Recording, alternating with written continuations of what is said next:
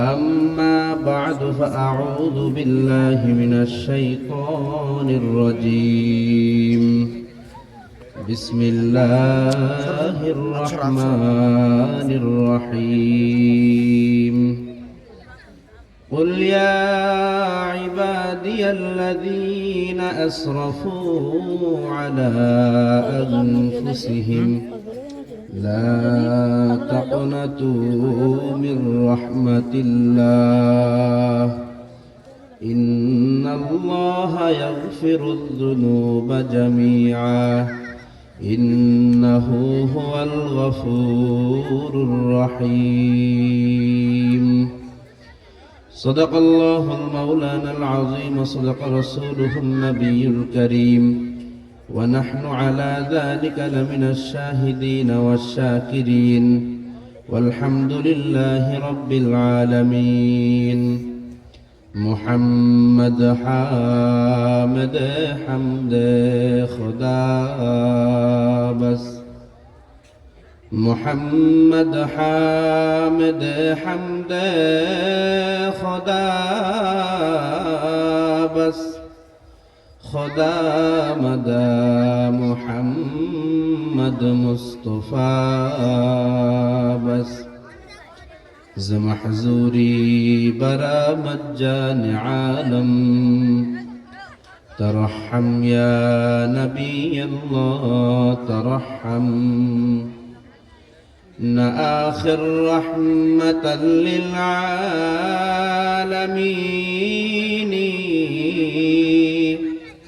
ز محرومات غافل نشینی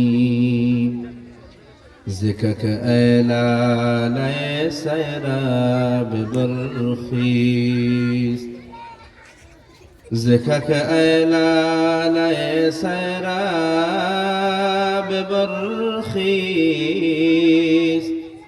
چونر غز خواب چند از خواب برخیز برو آور سرز برد یمانی که روی تست صبح زندگانی الحمدلله চরভাগা ডিয়ারা চৌকিদারকান্দি যুব সমাজের উদ্যোগে আজকের এই মাহফিলের মুহতারাম সভাপতি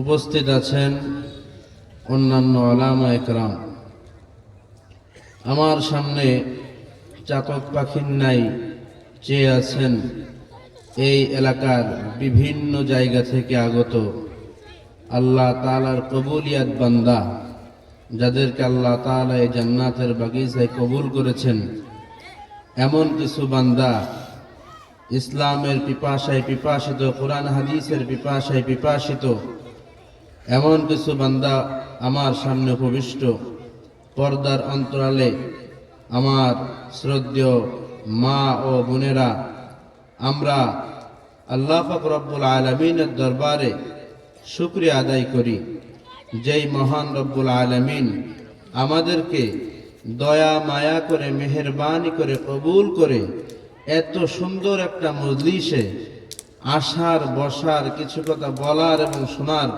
তৌফিক দান করেছেন এজন্য ওই আল্লাহ জাল্লা শানুহু ওয়া আম্মা নওয়ালুহুর দরবারে মন থেকে শুকরিয়া আদায় করি সকলে সমস্বরে বলি আলহামদুলিল্লাহ আল্লাহ পাক রব্বুল আলামিন শুকরগুজার বান্দাদের উপর পছন্দ করেন আর আল্লাহ পাক রব্বুল আলামিন যে আমাদেরকে কত নিয়ামত দিয়েছে আমরা একটু গবেষণা যদি করতে পারতাম আসলে এই মজলিসটা অনেক বড় একটা সওয়াবের মজলিস এখানে আসলে দিল নরম হয় এখানে কোরআন হাদিসের আলোচনা শুনলে ঈমান বেড়ে যায় আল্লাহ পাক রব্বুল আলামিন কালামে পাকের মধ্যে বলে যে এই কোরআনের আলোচনা শুনলে আল্লাহর আলোচনা শুনলে মুমিনের অন্তরের অবস্থা কি হয় কোরআনের আলোচনা শুনলে একজন মুমিনের অন্তর কেমন হয় কোরআনের তেলাওয়াত শুনলে কেমন হয় আল্লাহ পাক রব্বুল আলামিন বলে যে কোনো মুমিনের সামনে যদি আল্লাহর আলোচনা করা হয় তার ঈমান বৃদ্ধি পায়, ঝালঝালা সৃষ্টি হয়ে যায়। আর যখন তার সামনে কালামে পাকের তেলাওয়াত করা হয়, তার ঈমানকে আল্লাহ তাআলা আরো বাড়িয়ে দেয়। সুবহানাল্লাহ, বাড়ি যায় জোরে কইেন নাকি? আল্লাহ পাক রব্বুল আলামিন কি বলে? ইন্নামাল মুমিনুনাল্লাযীনা ইযা যুকিরাল্লাহ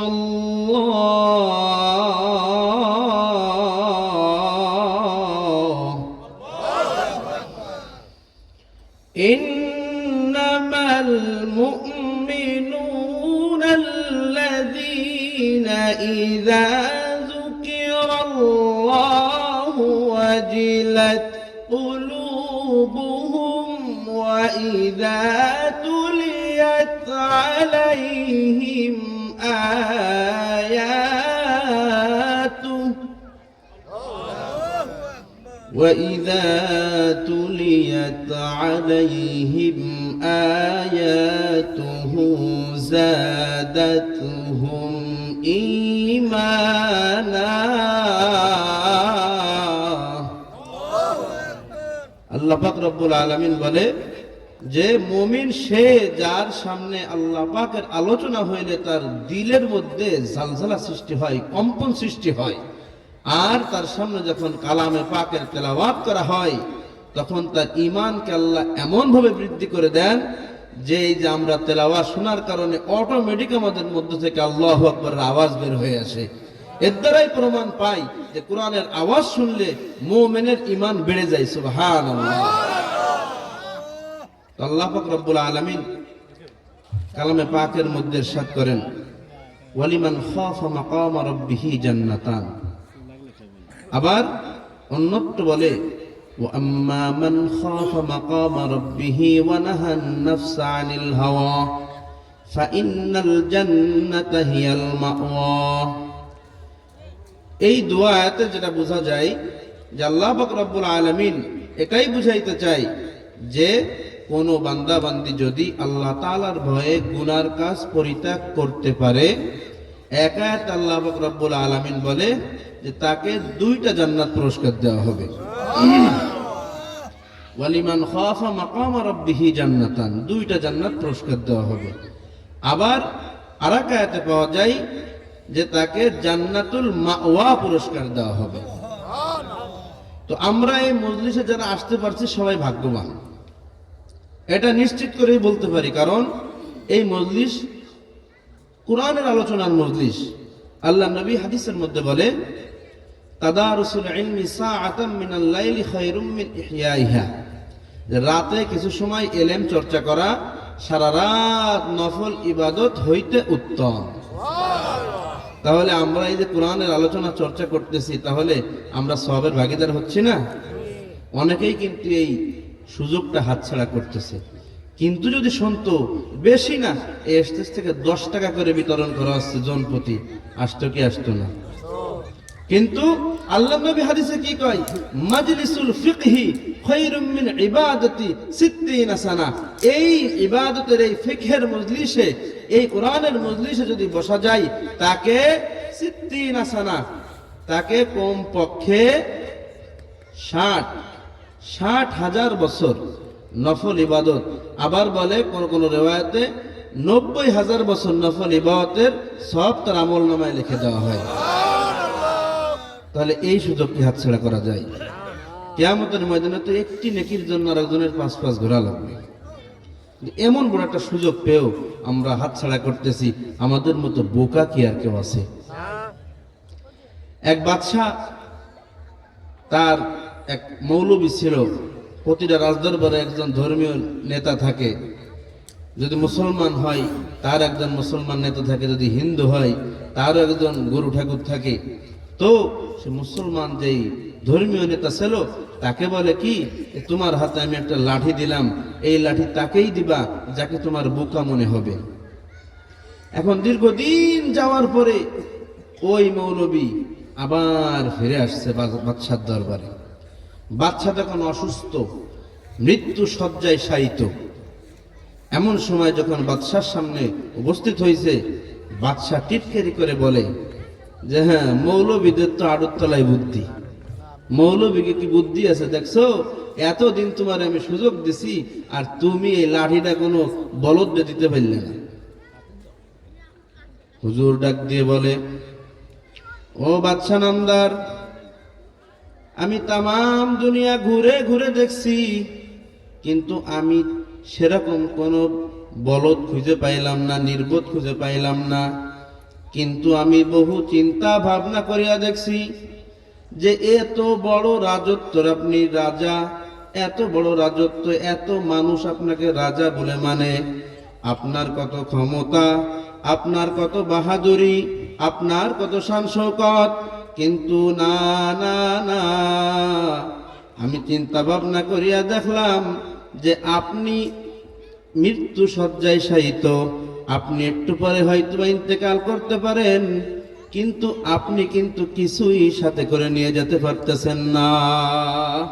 এজন্য আমি চিন্তা করি এই দুনিয়ার মধ্যে যদি কোনো বলদ থাকে, নির্বোধ থাকে, সেই ব্যক্তি আপনি, আপনার লাঠি আপনাকেই দিয়ে দিলাম। এজন্য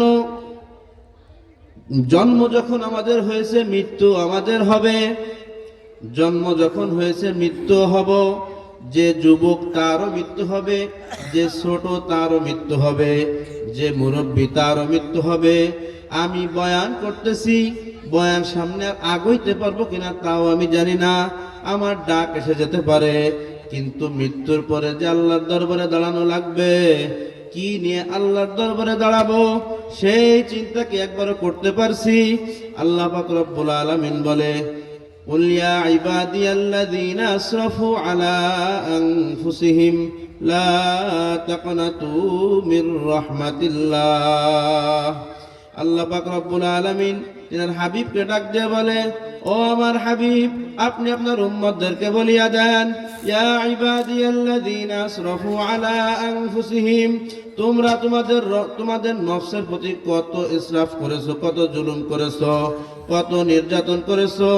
যদি তুমি গুনাহ করতে করতে গুনার পাহাড় পরিমাণ গুনাহ করে ফেলো, যদি তুমি মূর্তি পূজার মতো শিরিক করে ফেলো, যদি তুমি আল্লাহর সাথে কাউকে শিরিক করে থাকো, যদি তুমি নামাজ না পড়ে থাকো, তুমি যতই গুনার কাজ করো না কেন, সুদ খাইছো, ঘুষ খাইছো, কত কিছু করছো, কিন্তু না না না, লা তাকুনাতু মির রাহমাতিল্লাহ, আমার আল্লাহর রহমত থেকে নিরাশ হইও না। আল্লাহর দরবার কিন্তু ভাগাইয়া দেওয়ার দরবার না। ওই ইবলিস আল্লাহকে বলছিল, আল্লাহ তোমার কাছ থেকে আমি বিদায় নিয়ে চলে যাব, আমি তো বিতাড়িত হয়ে গেলাম অহংকার করার কারণে, কিন্তু তোমার কাছ থেকে আমি চাই যেন তুমি আমাকে অনুমতি দাও, আমি যেন আদম সন্তানদেরকে চারদিক থেকে এবং রন্ধ্রে রন্ধ্রে ঢুকে যেন তাদেরকে ধোঁকা দিয়ে জাহান্নামী বানাইতে পারি। কিন্তু আল্লাহ পাক রব্বুল আলামিন বলে, তোকে আমি অনুমতি দিয়ে দিলাম চারদিক দিয়ে ধোঁকা দেওয়ার, কিন্তু দুই দিক বাকি আছে, নিচের দিক আর উপর দিক। আমার বান্দা যখন গুনার সাগরে হাবুডুবু খাবে, গুনাহ করতে করতে নিজের কলবটা কালা হয়ে যাবে, ওই বান্দা যখন সর্বশেষ নিজের ভুল বুঝিয়া ওই ডিয়ারা চৌকিদার কান্দির মাহফিল থেকে আমার বুঝ পাইয়া জাহান্নামের ভয়ে, কবরের ভয়ে যখন আমার বান্দা নিচের দিকে 2 রাকাত সালাতুল ইস্তিগফার পড়ে আসমানের দিকে 2টি হাত তুলে বলবে, রব্বানা যালামনা আনফুসানা ওয়া ইল্লাম তাগফির লানা ওয়া তারহামনা লানাকুনান্না মিনাল খাসিরিন। যখন আমার বান্দা বলবে, মালিক নিজের নফসের প্রতি জুলুম করে ফেলেছি, অন্যায় করে ফেলেছি, ক্ষমা করিয়া দাও, যখন কোন বান্দা বান্দি এইরকম ভাবে আমার কাছে অনুনয় বিনয় করবে, আমি মাওলা পাক তাকে সাথে সাথে ক্ষমা করিয়া দিব। তাকে শুধু ক্ষমা করে আমি ক্ষান্ত হব না, ইল্লা মান তাবা ওয়া আমানা ওয়া আমিলা আমালান সালিহা ফাউলাইকা ইউবাদদিলুল্লাহু সাইয়্যাতিহিম হাসানা, আমি ওই ফাঁকা জায়গাটা নেক দ্বারা ভরপুর করিয়া দিব। ভাইরা আমার আল্লাহ কত বড় দয়ার আল্লাহ, কত বড় মায়ার মাওলা, চিন্তা করিয়াও শেষ করা যাবে না। ওই বনির ছেলের এক যুবক কত গুনাহ করছে, কত শয়তানি দুশ্মনী করছে, আল্লাহর বড় দুশ্মন ছিল, এমন অন্যায় করছে যার কারণে সমাজের লোকেরা তাকে তাড়ায়া একটা জঙ্গলে বনবাসে পাঠায়া দিছে। যখন সে বনবাসে চলে গেল, বনবাসে যাওয়ার পরে তাকে পোকা মাকড়ে কামড়াই, মশাই কামড়াই, সাপে কামড়াই, কত রকম কত সমস্যা, খাওয়া নাই, ঘুম নাই, এক পর্যায়ে কষ্টে কষ্টে এক পর্যায়ে তার এমন অবস্থা হইল মৃত্যু শয্যায় শায়িত হয়ে গেল। এক পর্যায়ে যখন সে মারা গেল, মৌত হয়ে যাওয়ার পরে তার ওই জামানার নবী মুসা আলাইহিস সালাতু ওয়াস সালামকে স্বপ্নে দেখানো হলো, ও নবী মুসা, ওই জঙ্গলের মধ্যে আমার এক বন্ধু ইন্তেকাল করছে, তার জানাজার নামাজ আপনি নিজেই ইমামতি করবেন। আর ওই জানাজার নামাজে যে যে উপস্থিত হয়ে যাবে আপনি শহরে ঘোষণা করিয়া দেন, তার জীবনের সমস্ত গুনাহ মাফ করে দেয়া হবে, সবার গুনাহ গাতাগুলো মাফ করে দেওয়া হবে। এই খবর পাওয়ার পরে কে সুযোগ হাতছাড়া করে? সবাই জঙ্গলের দিকে রওনা হয়ে গেছে।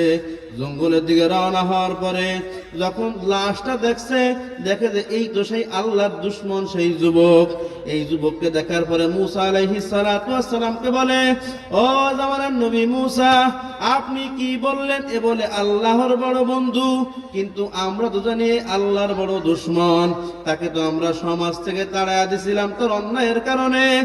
এখন মুসা আলাইহিস সালাম দুদুল্যমান পরিবেশে পড়ে গেছে, দমন দশায় পড়ে গেছে, কি করবে? এক পর্যায়ে কোনো দিশে না পাইয়া আল্লাহ পাক রব্বুল আলামিনের সাথে লাইন লাগাইয়া দিয়েছে, মালিক তুমি কি বললা আর এই জনগণ কি বলে? আমি তো পড়ে গেছি বিপদে। আল্লাহ পাক রব্বুল আলামিন ইলহাম করে, ও নবী মুসা, তুমিও যা শুনছো এই জনগণ যা বলছে তাও সত্য, আর আমি যা বলছি তাও সত্য। যখন নাকি ওর পাপের কারণে, ওর গুনার কারণে সমাজের লোকজন তাকে তাড়াইয়া দিল, ও সমাজ থেকে যখন জঙ্গলে চলে আসলো, জঙ্গলে আসার পরে ওর এত নির্যাতন হয়েছে, ওর পরে পোকা মাকড় সাপ বিচ্ছু সবাই তারে কামড়ায়, খাওয়া নাই, ঘুম নাই। এক পর্যায়ে দেখে যে কোনো উপায় নাই। এক পর্যায়ে যখন কোনো সাহায্যকারী না পাইয়া ও ডান দিকে তাকায়, দেখে যে ওর কোনো সাহায্যকারী নাই। ও বাম দিকে তাকায়, দেখে যে ওর কোনো সাহায্যকারী নাই। ও সামনে তাকায়, দেখে কেউ নাই। পিছনে তাকায়, কোনো সাহায্যকারী নাই। এক পর্যায়ে আসমানের দিকে দুটি হাত তুলে বলে, মালিক, যদি আমাকে শাস্তি দিলে তোমার রাজত্ব আরো বাড়িয়া যায়, তাহলে তুমি আমাকে আরো শাস্তি দাও। কিন্তু যদি আমাকে ক্ষমা করিয়া দিলে তোমার রাজত্ব কমিয়া না যায়, তাহলে মালিক ক্ষমা করিয়া দাও। ভুল করে ফেলছি, অন্যায় করে ফেলছি, আর ভুল করব না, মালিক মাফ করিয়া দাও। হে নবী মুসা, আপনি আরো জানিয়া রাখেন, মান জাআনি अल्लाह अल्लाह, जब कोई बंदा मेरी तरफ आता है शिकस्त दिल आता है, टूटा हुआ दिल आता है, जब घबरा कर चारों तरफ मायूसी का समुंदर दिखता है, आसमान उस पर टूट सा नजर आता है, जमीन उस पर तंग हो जाता है, जब सारी दुनिया की दरवाजा उसके लिए बंद होगा, तब भी मेरी दरवाजा उसके लिए खुला। দুনিয়ার যখন সব দরজা তার জন্য বন্ধ, আমার দরজা ওর জন্য খোলা। আমি তো ভাগায়া দিতে জানি না, আমি তো তাড়া দিতে জানি না, আমার দরবার তো ভাগায়া দেওয়ার দরবার না। হে নবী মুসা, তুমি আরো জানিয়া রাখো, ওর চাওয়া, ওর হাত তোলা, ওর কাকুতি, ওর মিনতি আমার কাছে এত মজা লাগছে, এত ভালো লাগছে। ও যদি সেই দিন ও যদি বলতো, মালিক দুনিয়ার সবাইকে তুমি মাফ করিয়া দাও, আমি দুনিয়ার সবাইকে মাফ করিয়া দিতাম। কিন্তু তো তঙ্গে দিলওয়ালা ছিল, ছোট দিলওয়ালা ছিল, যার কারণে আমি ওকে মাফ করিয়া দিয়া ওকে জান্নাতের খাতায় নাম দিয়া দিছি। কাজী ভাইরা, ভুল করেছি, অন্যায় করছি, তওবার দরজা এখনো খোলা আছে। আল্লাহর দরবারে হাত তুলে ডাক দিতে হবে, মালিক কত গুনাহ করেছি জানিয়া না জানিয়া, বুঝিয়া না বুঝিয়া, প্রকাশ্যে গোপনে কত গুনাহ করেছি। এই গুনার কথা চিন্তা করলে সমাজের মানুষ আমাকে তাড়াইয়া দিতে এত সম্মান করতো না। কিন্তু না না না, তুমি তো আমার গুনাহ গোপন রাখছো, মালিক তুমি আমাকে মাফ করিয়া দাও। এরকম ভাবে যদি মালিকের কাছে চাইতে পারি, মালিক তো মাফ করিয়া দিবে। মাফ করিয়াই শেষ না, ওই জায়গাটুক নেক দ্বারা ভরপুর করিয়া দিবে। হাজী ভাইরা, যে আলোচনা করলাম, আল্লাহ পাক রব্বুল আলামিন সর্বপ্রথম আমাকে এবং আপনাদের সবাইকে আমলে আনার তৌফিক দান করুন। সকলে বলি আমিন। হযরত